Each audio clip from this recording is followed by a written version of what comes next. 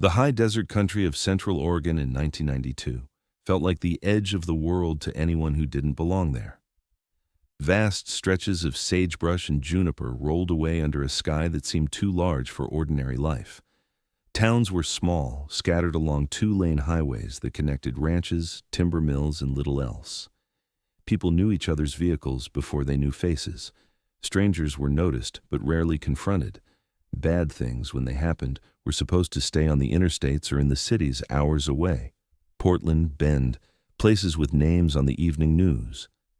The Harlan place sat a few miles outside Madras, down a gravel road that turned to dust in summer and mud after the first rains. It was a low ranch-style house built in the 70s, surrounded by a patchy lawn, a detached garage, and enough open land that neighbors felt distant even when they were close. Rent was cheap, and the landlord never asked questions. That was enough for the three friends who lived there. Claire Harlan, 26, carried the lease in her name. She had grown up in the Willamette Valley, moved east after community college, and taken a job at the county courthouse handling records.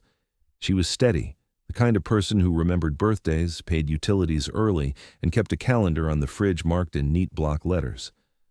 Worry lived quietly behind her eyes, but she rarely let it spill into words. She had learned early that someone had to keep things from falling apart.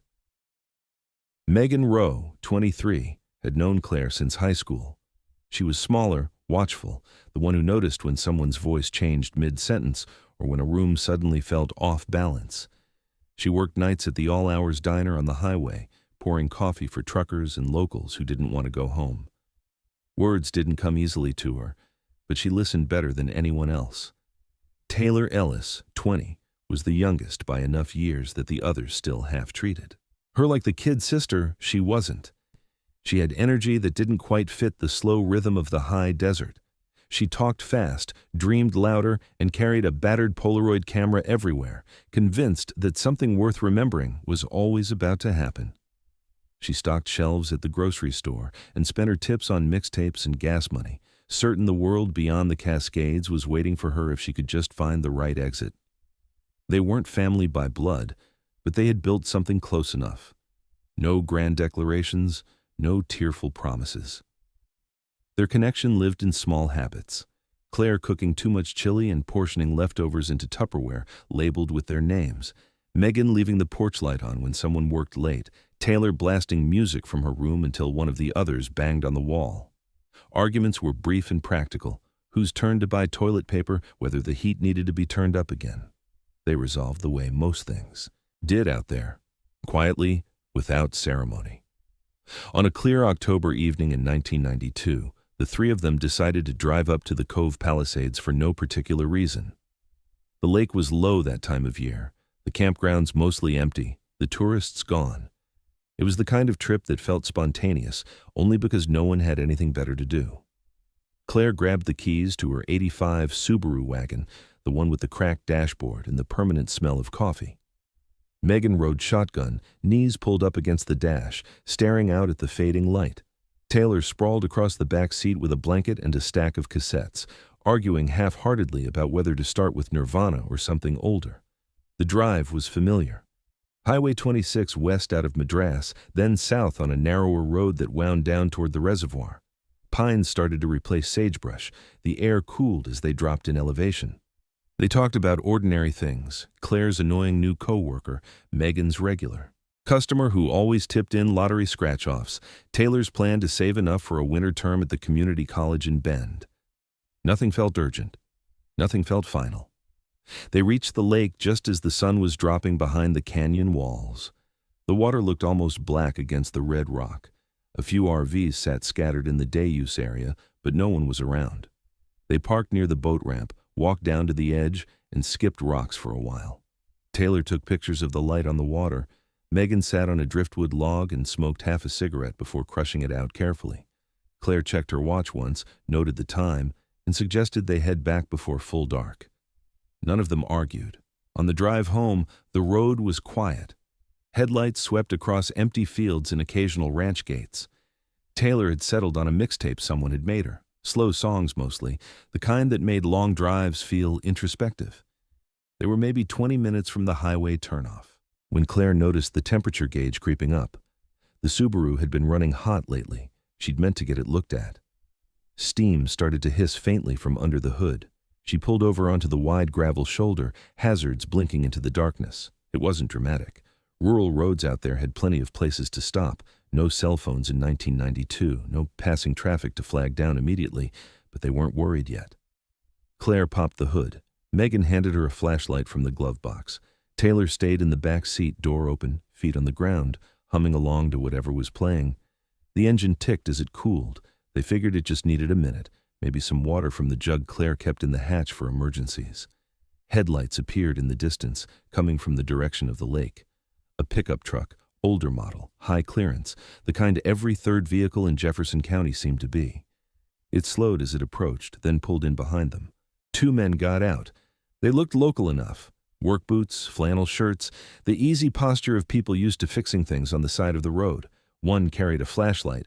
The other had a gallon jug in his hand. Claire straightened up, wiping her hands on her jeans. She thanked them before they even spoke. Help on empty roads was still common then. Refusing it felt rude. The conversation was brief and practical. Something about a radiator cap, maybe a hose. Megan stood a little back, watching. Taylor leaned out the open door, curious but not alarmed. No one heard anything unusual. No screams carried on the wind. No gunfire echoed across the fields. The night stayed quiet the way high desert nights do. Crickets, distant coyotes, the low hum of an engine idling. By morning, the Subaru sat alone on the shoulder, driver's door ajar, hazards long dead. Inside were 3 purses, a blanket crumpled on the back seat, a cassette case open on the floorboard, and a half-finished roll of film. In Taylor's camera bag, the water jug Claire kept was gone. The radiator cap was tight, the engine cool. No blood, no broken glass, no signs anyone had left in a hurry. Just 3 people who had vanished between one moment and the next on a road they had driven 100 times before. The first call to the Jefferson County Sheriff's Office came before noon the next day from Claire's supervisor at the courthouse. She hadn't shown up for work, hadn't phoned in. That wasn't like her. By evening, the families had gathered at the house outside Madras, waiting for a phone to ring that stayed silent. Search parties formed quickly. Deputies, volunteers, neighbors who knew the roads. Helicopters flew grids at dawn. Dogs worked the shoulders and ditches. But the high desert keeps its secrets well.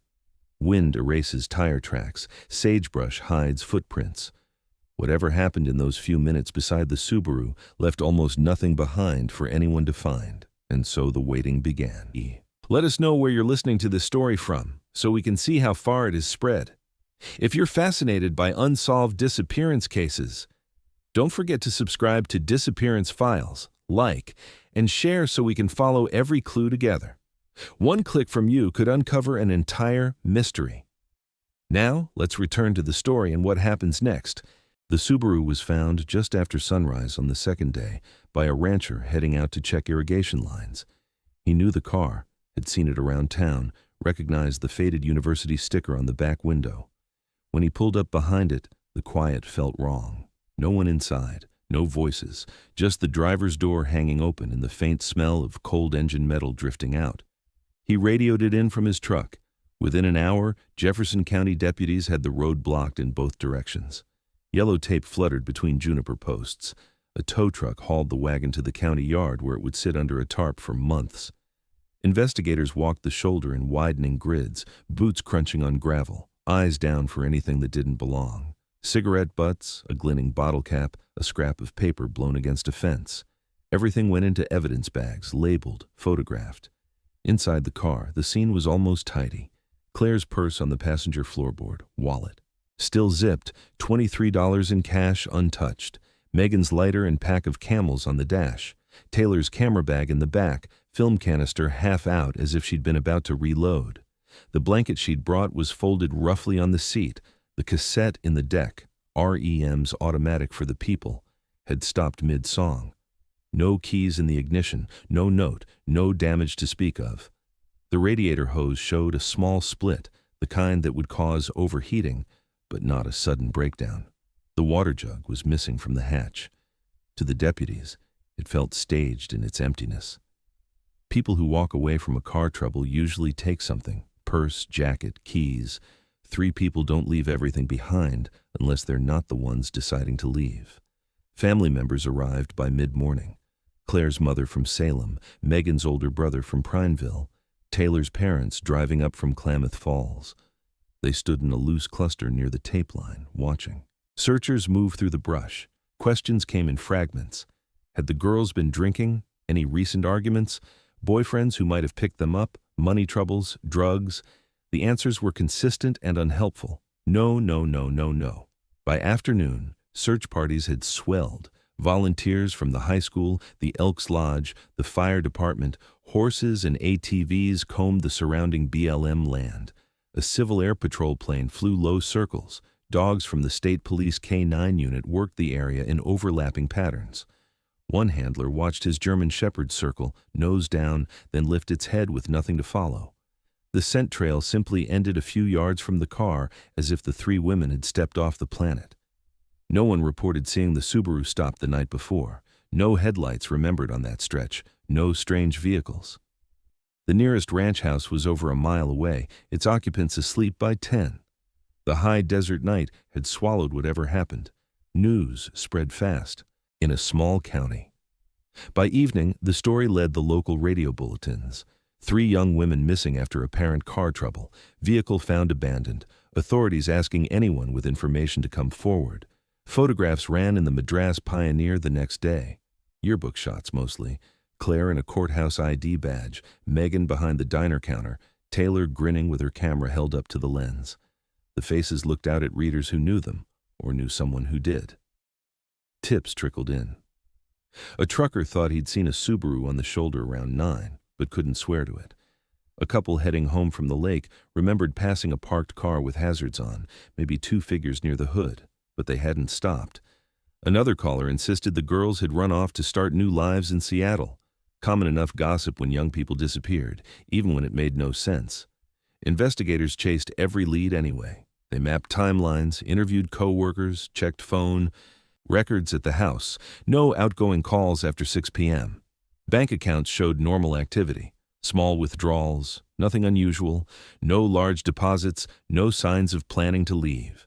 The house itself was ordinary. Dishes in the sink from breakfast, laundry half folded on the couch, a grocery list on the fridge in Claire's handwriting. Nothing to suggest they'd meant to vanish. Days became a week.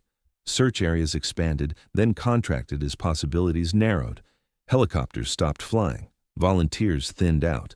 The road reopened. Life in Central Oregon resumed its rhythm. School buses, shift changes at the mill, Friday night football under the lights. But for the families, time fractured. They gathered at the ranch house each evening, waiting for updates that grew shorter and vaguer. Claire's mother cleaned compulsively, scrubbing counters that were already spotless.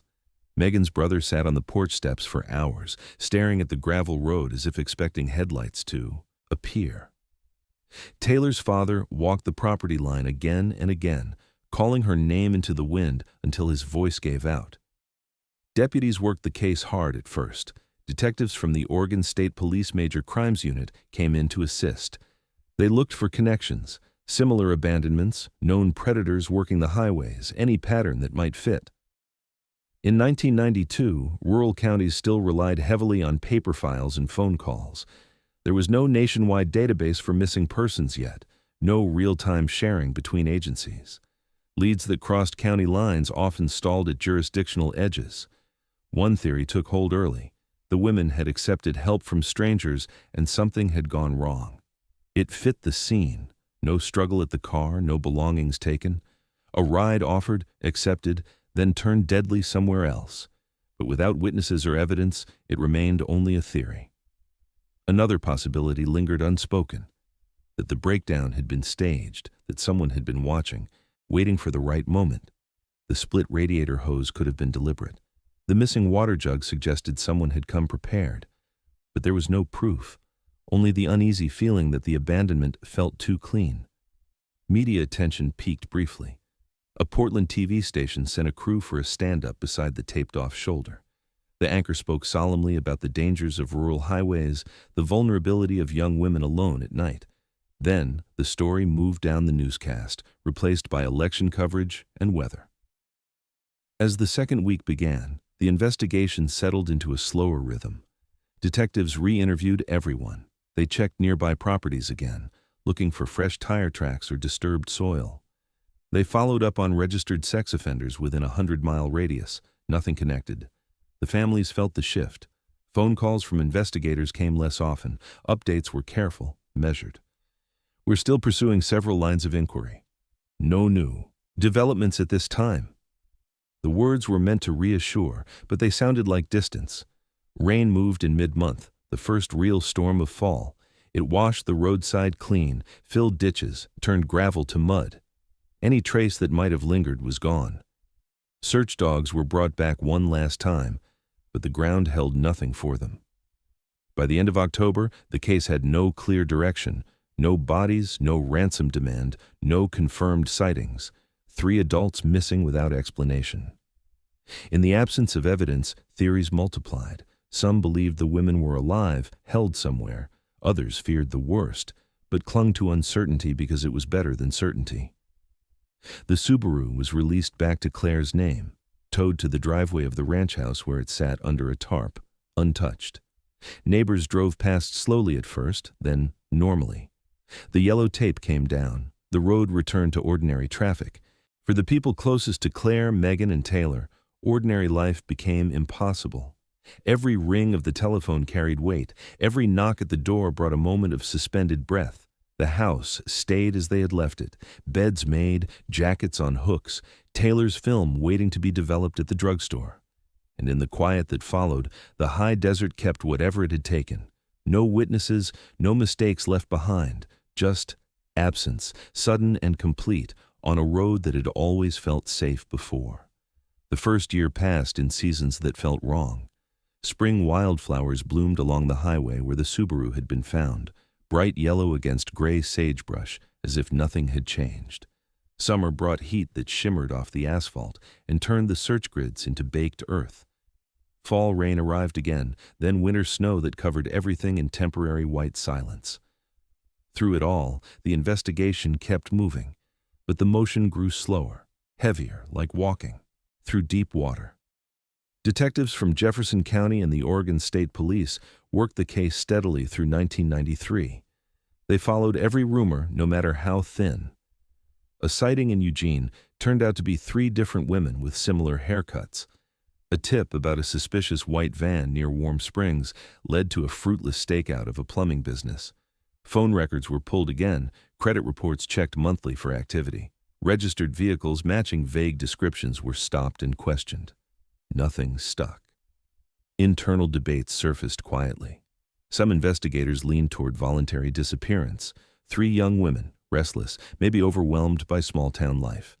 They pointed to Taylor's talk of leaving, Megan's late shifts and quiet exhaustion, even Claire's careful planning as evidence of someone ready for a clean break.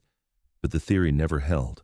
No packed bags, no goodbye notes, no money withdrawn beyond normal amounts, and 3 people coordinating a total. Vanishing without a single mistake felt unlikely.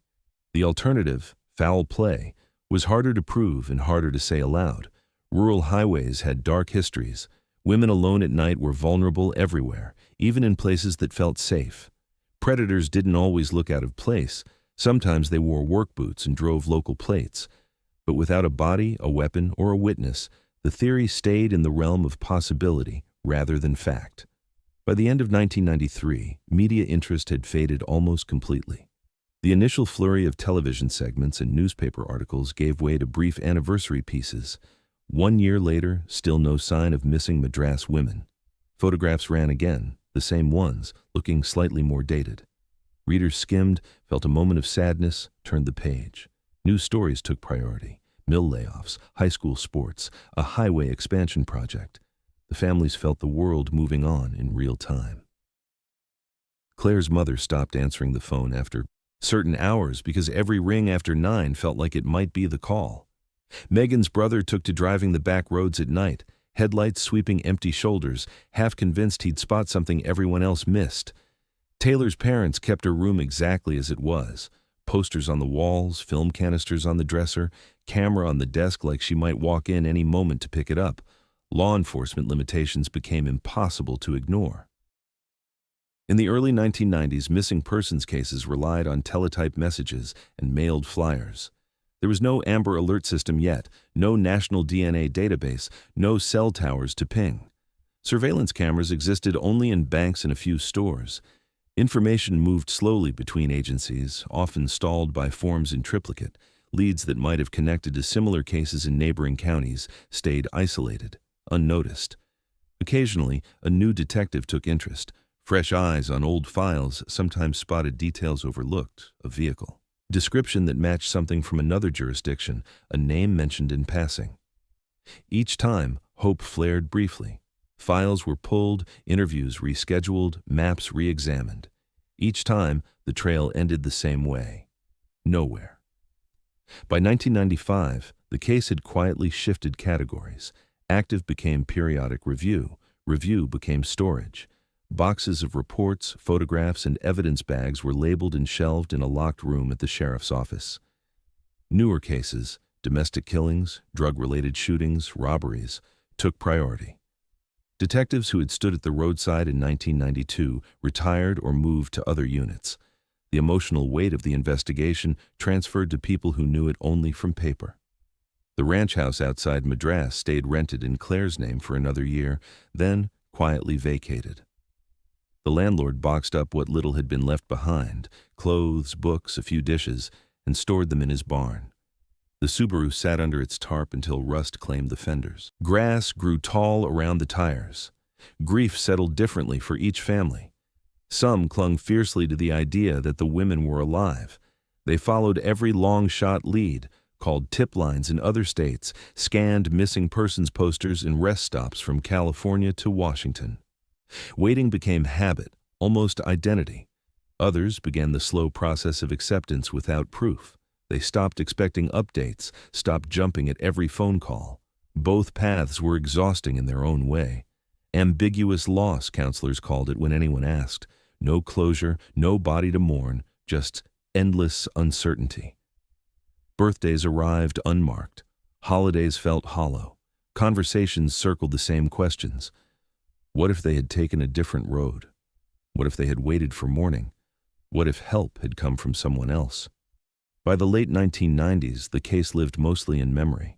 It surfaced in quiet moments, when a song from 1992 played on the radio, when someone drove past the spot on the highway and felt a chill for no clear reason.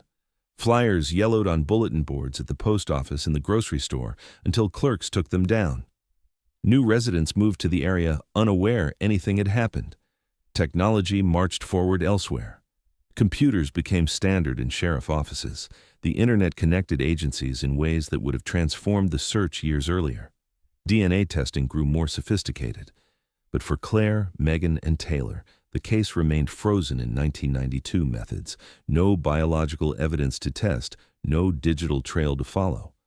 What no one knew during those long, quiet years was that the silence wasn't empty. It was deliberate, maintained by someone who had learned that speaking carried more risk than disappearing. Taylor Ellis had survived. Not unscathed, not free, but alive. She carried the weight of what happened in a place no search had reached, convinced for years that staying hidden was the only way to stay breathing. She moved carefully through the margins of the world. Odd jobs for cash, false names, no roots deep enough to trace.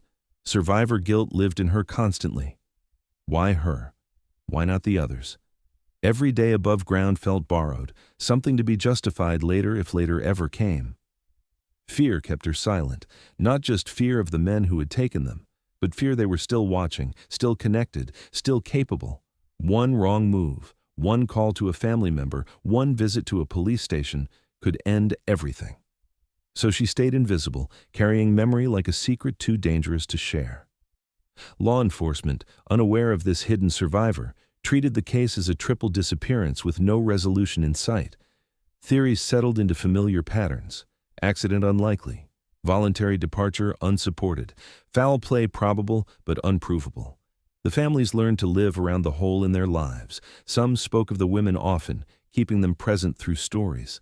Others avoided the subject entirely. Both were ways of coping with something that refused to end.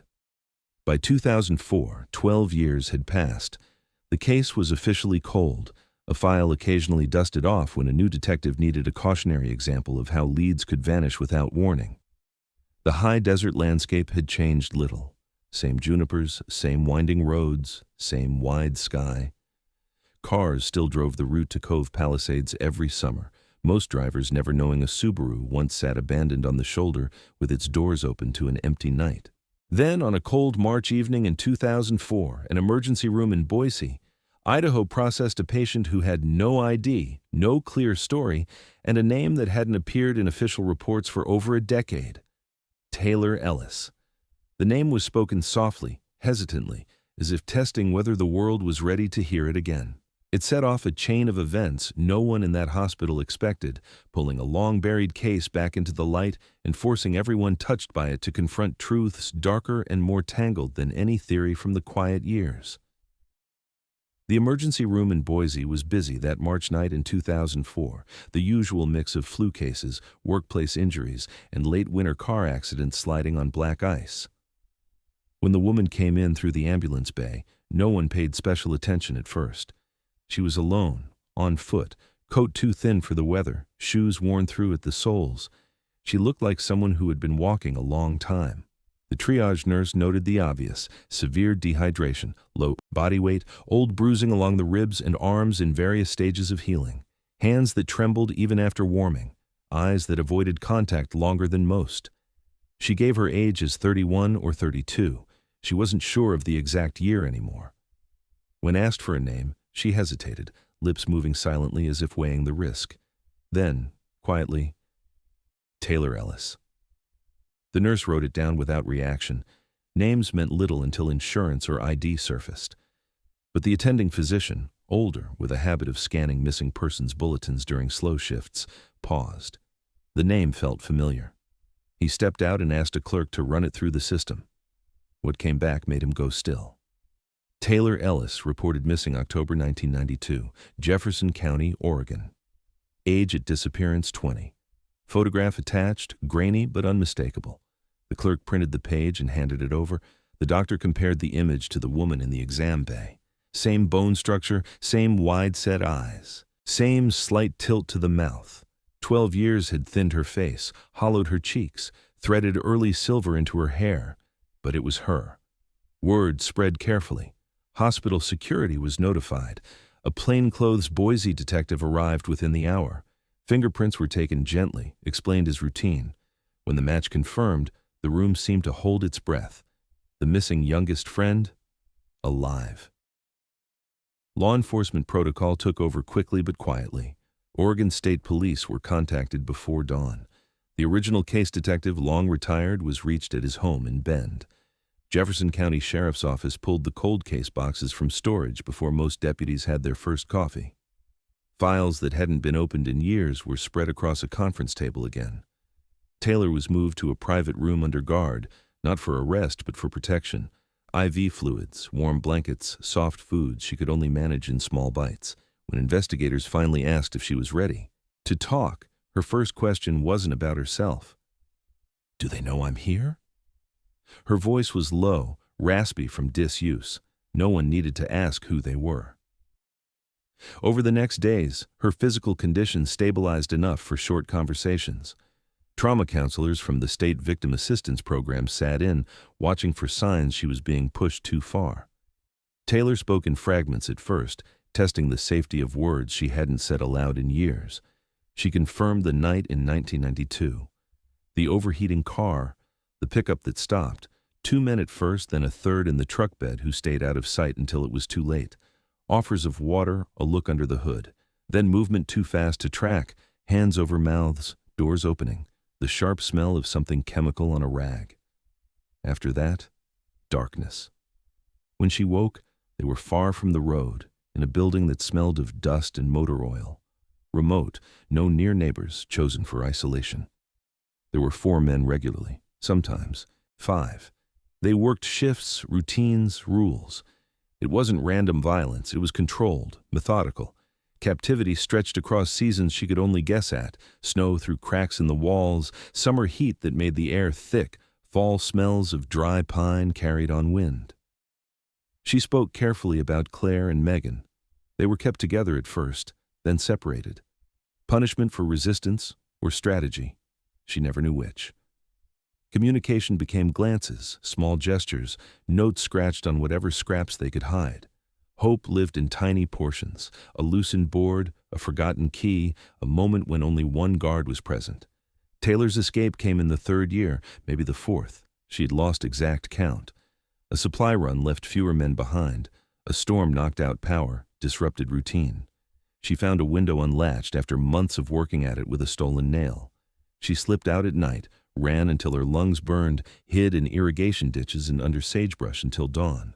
She stayed off roads, moved east because west felt too exposed. Freedom didn't feel like victory. It felt like exposure.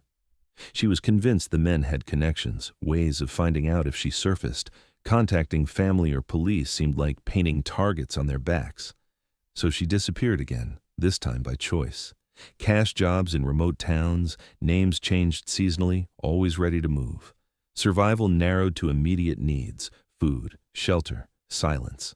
The hardest part to explain was why she hadn't come forward sooner. Investigators expected guilt, apologies. Instead, she described calculation born of terror. Every year that passed made speaking riskier. The men might have moved on, integrated deeper, gained more to lose. One wrong report, one leak, and they could finish what they started. Silence had kept her breathing.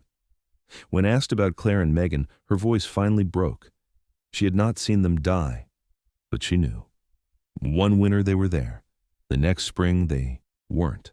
Questions were punished. Explanations were vague but consistent enough to understand. The absence became permanent long before she escaped.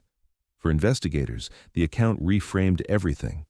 The abandoned Subaru, the missing water jug, the clean scene. It all fit a practiced abduction, not opportunity. No struggle at the roadside because struggle happened later, elsewhere. No ransom because money wasn't the point. No bodies found because disposal was planned.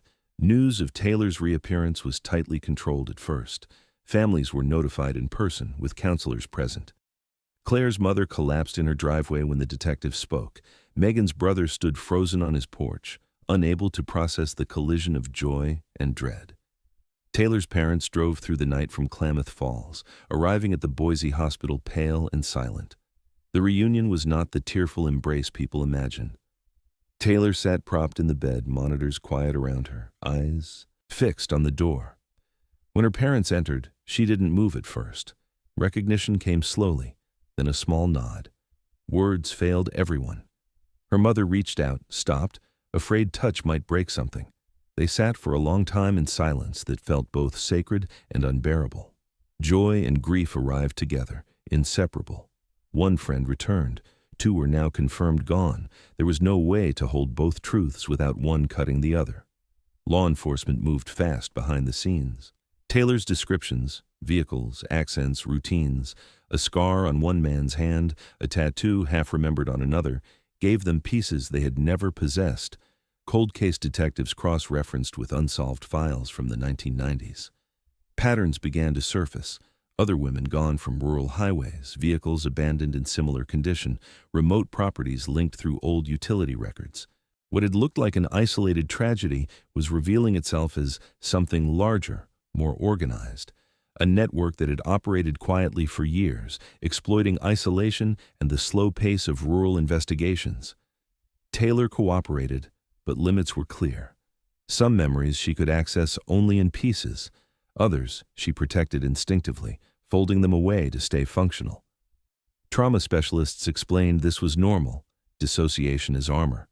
Pushing too hard could close doors that had only just opened. Security around her tightened.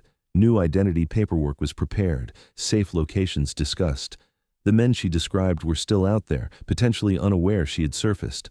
But the risk was real. As spring advanced outside the hospital windows, the case that had slept for 12 years woke fully. Files thickened again, maps were redrawn, names that had lingered on the edges of old reports moved to the center. Taylor watched the process from a distance, part participant, part witness. Speaking had not brought peace, only a different kind of weight. But for the first time in over a decade, the silence was no longer hers alone to carry. The investigation was no longer working from absence, it was working from survival. And survival, fragile as it was, had finally found a voice. Taylor's statements were recorded in short sessions, never more than an hour at a time. The conference room in Boise was kept dim, blinds half drawn against the spring sunlight. A counselor sat to her left, a detective to her right, a recorder in the center. She spoke facing the table, not the people, as if the words were easier to release into empty air. She began with the vehicles, not full license plates, those had been removed or covered, but makes, models, colors that stayed consistent. A late 70s Ford pickup, dark green with a dented rear fender, a white Chevy van, older, sliding side door that stuck halfway, a flatbed trailer sometimes hitched behind. She remembered sounds. Muffler that rattled at certain speeds, a radio always tuned to classic country stations that faded in and out depending on the hills. Then, the men. 4 primary, 1 occasional. She gave what she could, approximate heights, builds, distinguishing marks. One with a scarred knuckle on his right hand, thick from years of manual work. Another who spoke little, but when he did, carried a slight Eastern Oregon drawl different from the others. A third who wore a silver ring with a turquoise stone, always twisting it when thinking. The fourth was the one who decided things, calm voice, deliberate movements, the one who explained rules as if they were reasonable. Routines were her clearest memories, because noticing patterns had kept her alive. Supply runs every Tuesday and Friday, shifts that changed with the seasons, longer supervision in winter when escape was harder, meals at set times, portions controlled, chores assigned to prevent idleness, punishment predictable if lines were crossed. She described these things clinically, without inflection, the way someone might list grocery items.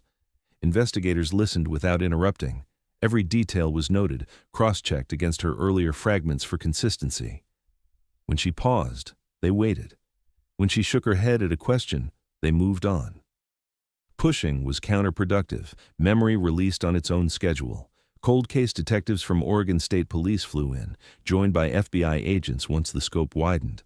They spread old maps across tables, marking locations Taylor could place by description: a dirt access road off a Forest Service route, a metal building with a corrugated roof, proximity to a dry creek bed that only ran in spring. Satellite photos from the era didn't exist yet, but recent imagery helped narrow possibilities. Old property records were pulled, land owned by shell companies, leased to individuals with minor criminal histories, places that had changed hands quietly over the years. Patterns emerged faster than anyone expected.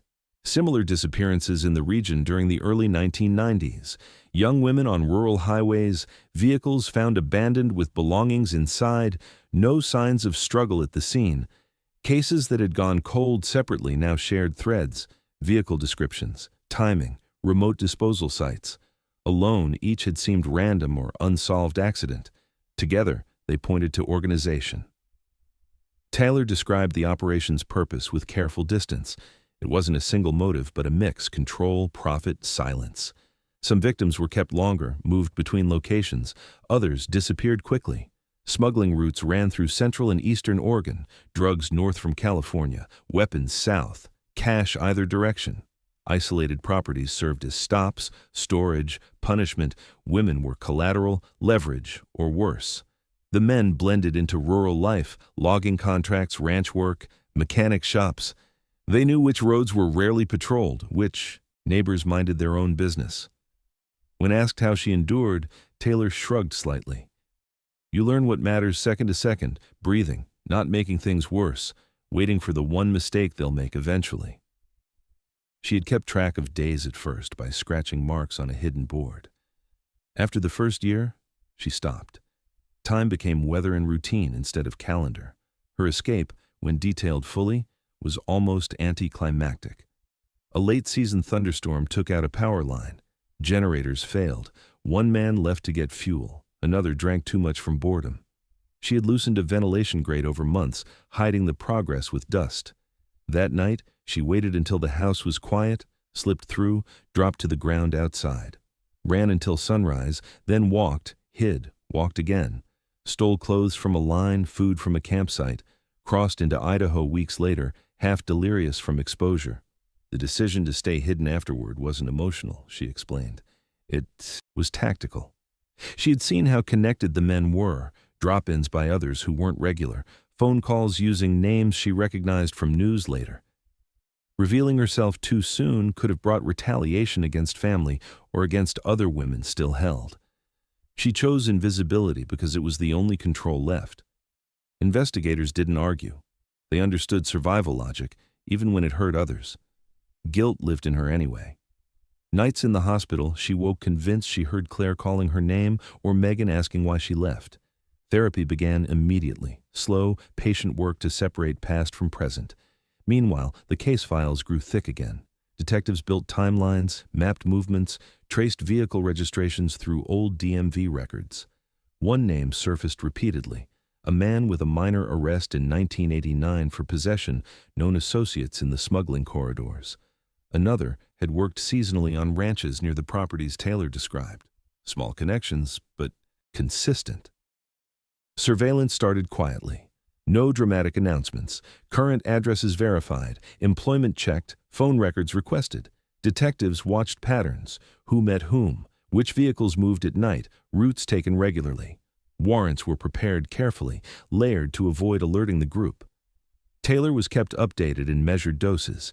Each confirmed detail strengthened the case, but reopened wounds. Hearing a vehicle description verified felt both validating and sickening. She asked once if they thought Claire and Megan had suffered long. The detective answered honestly, "We don't know yet, but we'll find out." Protection around her became permanent. New identity documents, relocation plans, counseling scheduled long-term. Family visits were arranged under supervision. Conversations stayed surface level at first, weather, health, small memories from before. Deeper topics waited. Grief shared too quickly could drown everyone. As spring turned to summer 2004, the investigation shifted from reconstruction to pursuit. The network Taylor had survived wasn't a loose gang, but a disciplined ring, small enough to stay hidden, profitable enough to endure. They had adapted over years, new routes, new faces, same methods. Arrests began in late July, carefully spaced. First, a peripheral figure, caught with evidence that couldn't be explained away. Then, another, pulled over on a routine stop that wasn't routine at all. Interrogations were methodical, pressure applied through discrepancies rather than threats. One man held out longest, convinced silence was still safest. But time had changed things. Accomplices faced their own risks now. Long sentences, loss of everything built since the 1990s. When the first one offered information for a reduced charge, the dam broke slowly. Details poured out, locations, methods, names, dates. Confirmation of what Taylor had carried alone for 12 years, and with the confessions came the hardest truths. Claire and Megan had not been released. Their fates were spoken plainly in interview rooms, recorded, transcribed, prepared for court. The knowledge settled over everyone like ash, final, undeniable. Investigators prepared search teams for remote sites Taylor had never seen, but that matched descriptions from the new statements: ground-penetrating radar, cadaver dogs, excavation equipment on standby. Taylor was told gently, in a room with her parents and a counselor present. She listened without interruption. When the detective finished, she nodded once. No tears in that moment, just a long exhale, as if something heavy had finally been set down, even if the weight remained. The case was no longer about finding 3 missing women. It was about proving what had been done to them and to others by men who had believed rural silence would protect them forever. Justice was moving now, deliberate and unstoppable. But for Taylor, the unraveling brought no lightness, only the next phase of carrying what could never be put down completely. The arrests unfolded quietly, almost invisibly, across the summer and fall of 2004. No flashing lights on main streets, no perimeter tape in front of familiar houses. Detectives had learned from Taylor's account that sudden moves could trigger warnings inside the network. So they worked in sequence, patient and methodical. The first taken into custody was the youngest of the group, a mechanic who had drifted between small shops in Prineville and John Day. A traffic stop on Highway 26, taillight out, routine at first glance, turned into felony charges when a search of his truck revealed items that matched descriptions Taylor had given years after she last saw them. He lawyered up immediately, said nothing useful, but his arrest rattled the others just enough. 2 weeks later, the man with the scarred knuckle was picked up at a ranch outside Mitchell where he worked seasonal fencing. Warrants covered his residence, outbuildings, vehicles. Evidence came quickly. Old tools that tested positive for trace DNA, photographs hidden in a coffee can, records of fuel purchases that placed him near abduction sites on key dates. He denied everything, but his composure cracked when shown Taylor's statement. Not remorse, fear that the circle was closing. The third arrest happened in a Walmart parking lot in Bend. The quiet one, the watcher, loading groceries into the same dented green Ford Taylor remembered. Surveillance had tracked him for weeks. When deputies approached, he didn't run, just stood still, hands visible, as if he had always known this day would arrive eventually. The leader, the one whose calm voice had explained rules as if they made sense, was last. He had done best at blending in, owned a small hay operation, sat on the local irrigation board, coached youth wrestling on weekends. Detectives waited until he was alone on a back road checking fence lines. When the EDT vehicles blocked him in, he didn't protest. Rights read, cuffs applied, all procedure. In the interview room, he stayed polite, almost courteous, answering only direct questions with careful deflections. Interrogations stretched across months, rooms with bad coffee, flickering fluorescents, attorneys present. Pressure came from evidence, not threats. Phone records that placed vehicles near crime scenes, bank deposits that didn't match legitimate income, witnesses, former associates facing their own charges, who began talking to save themselves.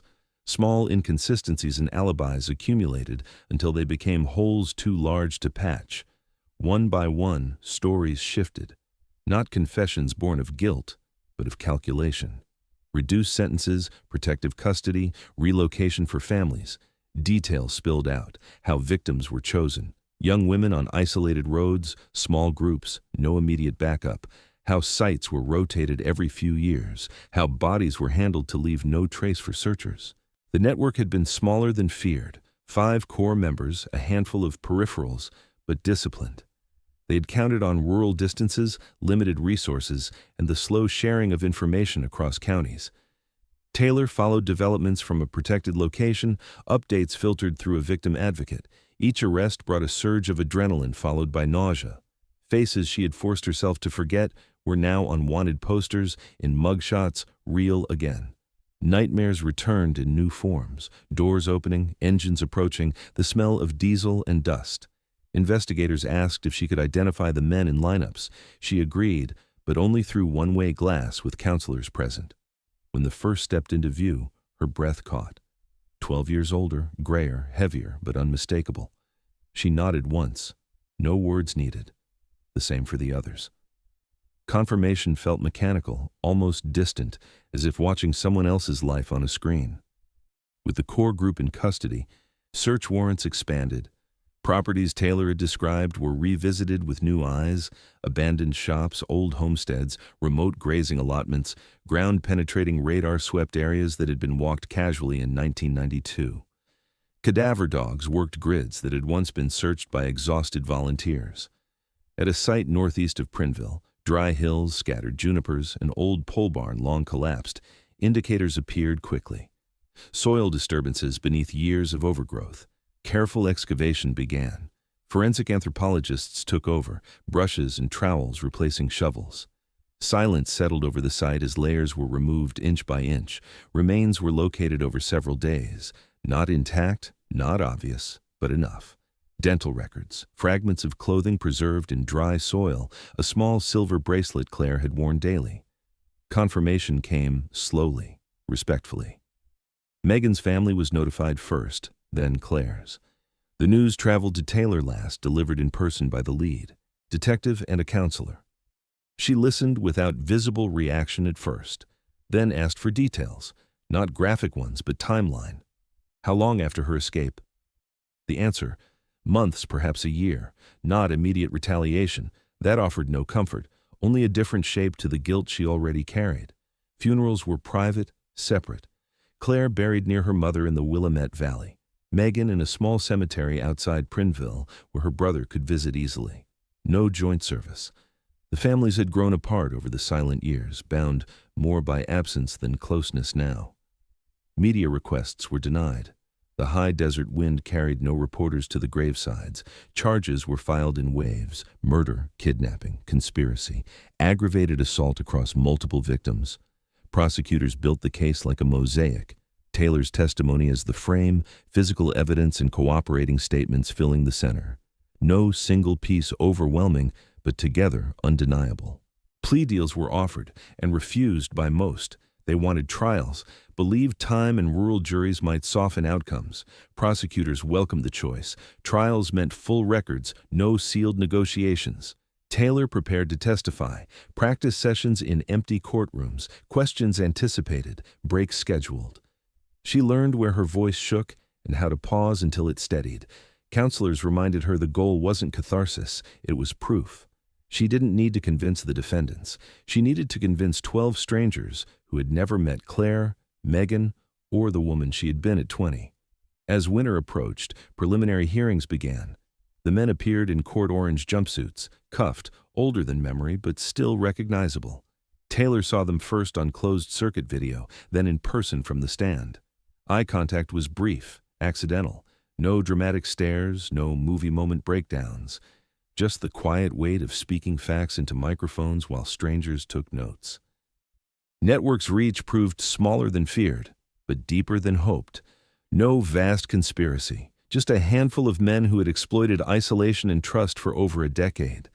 Their crimes had thrived because no one looked hard enough, connected dots across county lines, or imagined ordinary neighbors capable of such control. Convictions started coming in spring 2005. Life sentences without parole for the leaders, decades for the others. No death penalty sought. Prosecutors wanted certainty over symbolism. Appeals would drag for years, but the core outcome held. When the final gavel fell, Taylor was not in the courtroom. She watched from a secure room, then asked to leave before reactions were reported. Relief didn't arrive the way people expected. More like exhaustion, a long breath held since 1992 finally released, leaving her empty rather than full.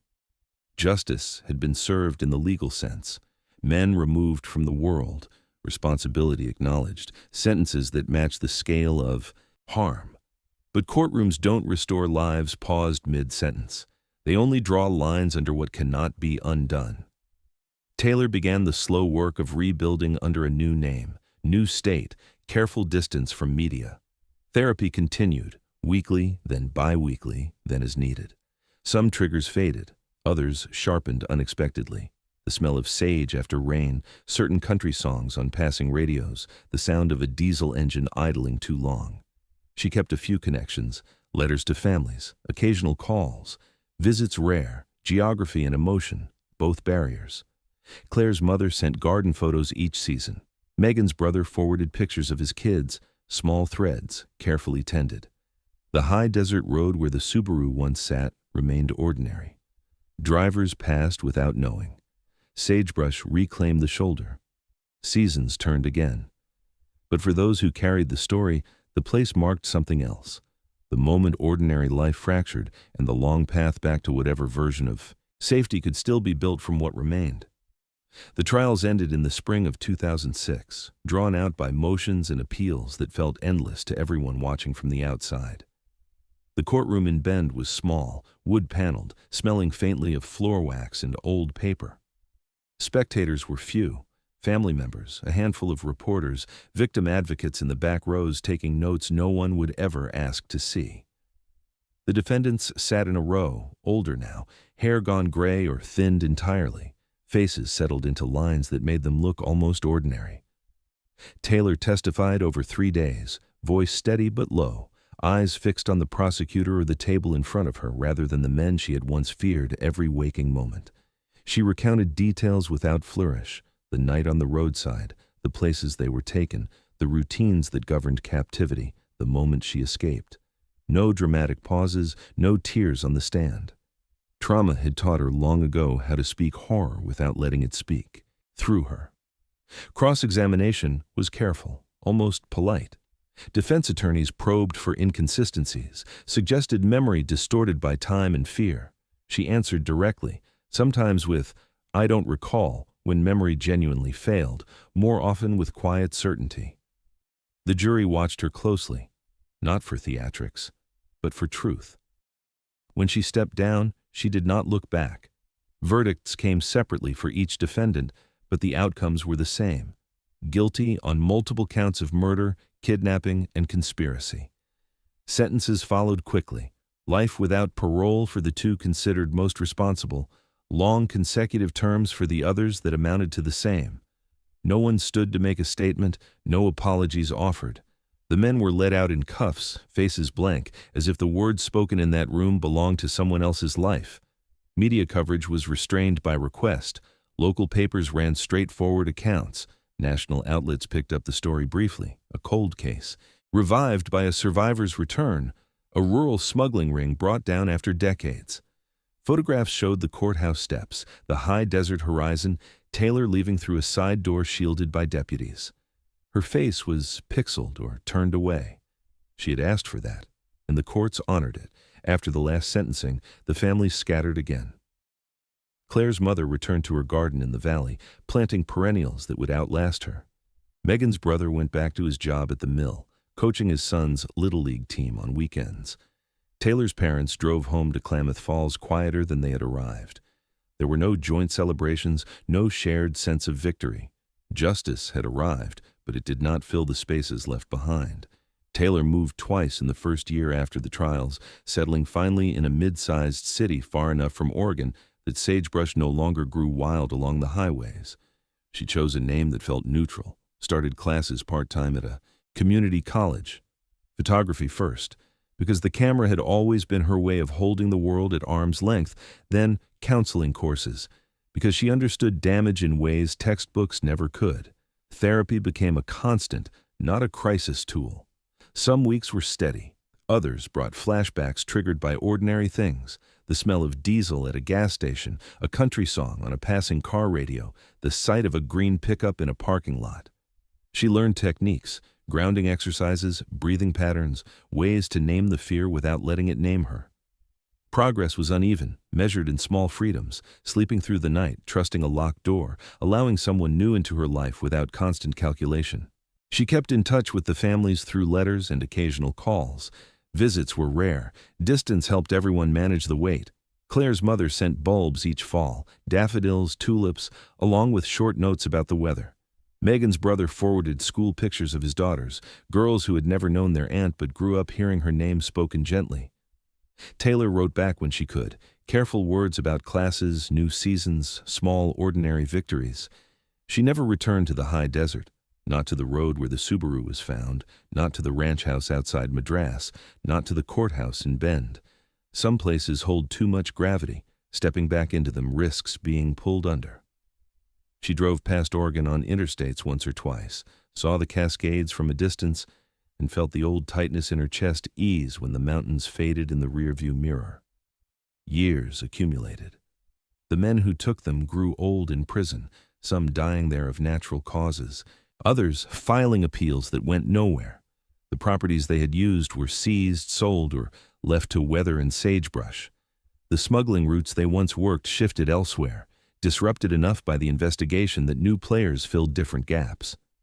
Taylor finished her degree, took a job at a domestic violence shelter, then a sexual assault crisis center. She listened more than she spoke, offered practical help, safety plans, resource lists, quiet presence when words failed. Clients sometimes asked about her own story. She shared only what served them, never the full weight. Work gave structure to survival, turned private damage into something that could steady someone else. She dated cautiously, disclosed carefully. Most relationships ended gently when the depth of her caution became clear. One lasted longer, a woman who understood silence without needing to fill it. They built a life of small routines, weekend hikes in places without isolated roads, shared cooking, separate bedrooms when nightmares came. It wasn't the reckless optimism of 20-year-old Taylor, but it was real. Photographs returned to her life slowly. Not the candid shots of friends laughing, she avoided those, but landscapes, light on water, ordinary moments that proved the world still held beauty worth framing. She exhibited once in a small gallery, anonymous prints of high desert horizons taken from public roads years after everything ended. No one who viewed them knew the photographer had once run through that same country in terror. Anniversaries arrived unmarked most years. October passed with deliberate busyness, birthdays too.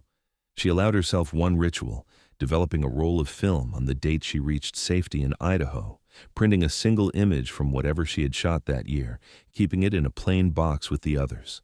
A private record of continuing.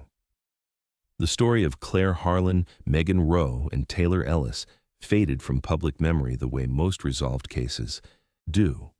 It became a footnote in true crime lists, a cautionary reference in law enforcement training, a quiet example when people discussed cold cases reopened by survivor testimony. The high desert road remained unchanged, paved shoulders, occasional pullouts, sagebrush leaning in the wind. Travelers stopped for photos of the lake, unaware of the spot a few miles back where a Subaru once sat with its doors open to an empty night. For Taylor, memory never quieted entirely. It lived in background vigilance, in the way she still checked exits in new places, in dreams that sometimes returned her to dust and diesel and waiting. But it no longer defined every moment. Survival had broadened into living, tentative, deliberate, earned. She carried Claire and Megan not as open wounds but as permanent presences, not the violent ending, but the ordinary before.